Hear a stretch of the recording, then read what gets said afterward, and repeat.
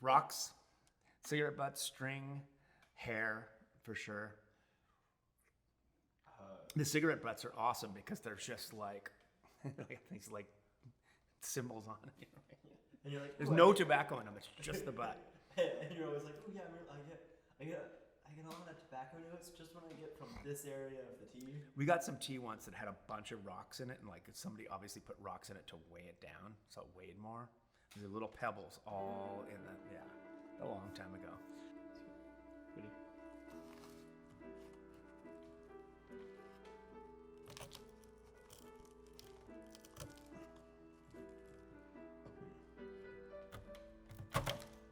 We're going to drink a ripe or Shou Puer, which is a dark tea, post-fermented tea. This one undergoes a deliberate kind of aging process through piling, wet piling. Leaves are wetted, covered in a kind of very humid, hot environment, so they compost. They're turned, continue to be wetted, so they're very particular. I think it's about 60 days that it undergoes. The leaves turn totally black, and that's pressed usually into a cake or a brick. This is a brick. This is a brick from 2013, I think.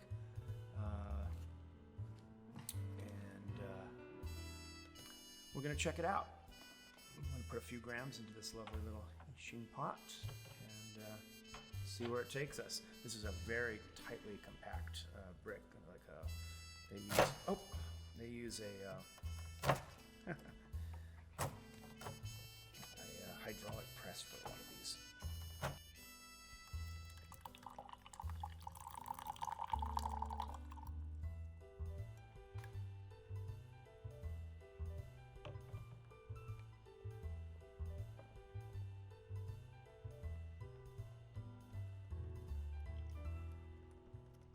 I've had tea where I'm sure this happened to everyone.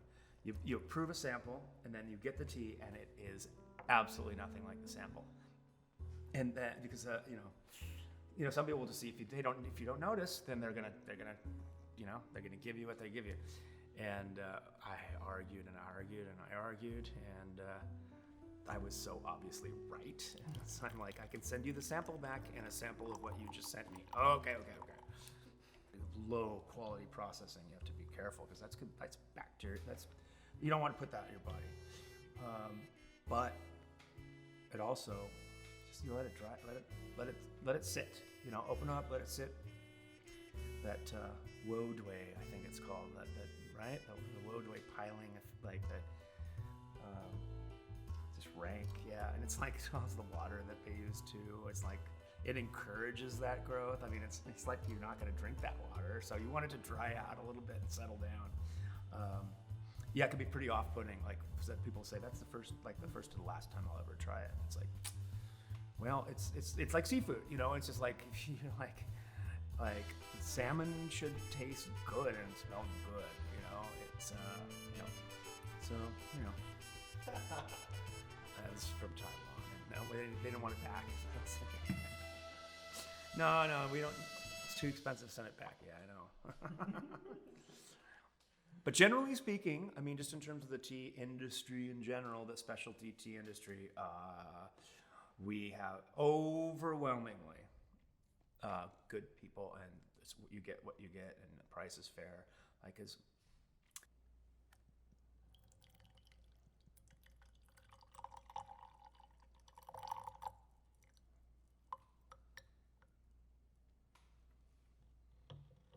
It has to have some structure, because it can look like this, and it can just be flat.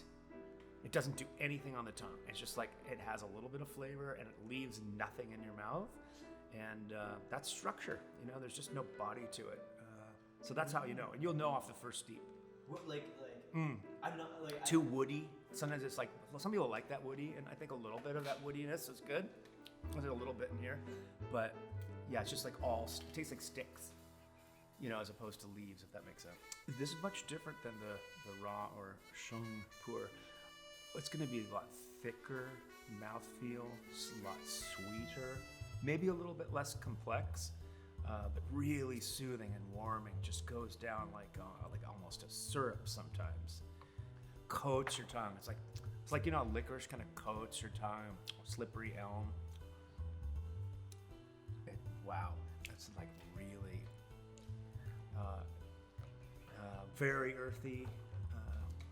But my experience is a really kind of a thick of what I like in it anyway. It's thick, comforting. It's a very comfort food kind of tea. It's so great with food. This is so great with food. It's so great after a meal too. Great digestive